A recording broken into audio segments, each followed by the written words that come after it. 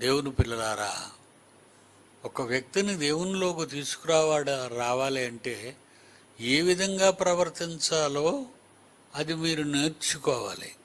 పాఠంలోకి వస్తే రోమాపత్రిక 11:13 నుండి, అన్యజనులకు మీతో నేను మాట్లాడుచున్నాను, నేను అన్యజనులకు అపోస్తులుడనై ఉన్నాను కనుక ఏ విధమున నేను నా రక్త సంబంధులకు రోషము పుట్టించి వారిలో కొందరినైనా యూదుల్లో కొందరినైనా రక్షింపవలనని నా పరిచర్యను గణపరుచుచున్నాను. అన్యజను వాళ్ళని మనం తోలనాడకూడదు. కాకపోతే క్రీస్తుని చంపారు, లేనిపోని దురాగతాలకి పూనుకున్నారు, అపోస్తులను చంపారు, ప్రవక్తలను చంపారు.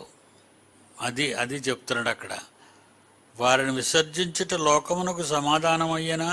వాళ్ళని వదిలేస్తే, అన్యజనులను వదిలేస్తే లోకానికి సమాధానం వస్తుందా? వారిని చేర్చుకొనుట ఏమగును? మృతులు సజీవులైనట్టే కదా.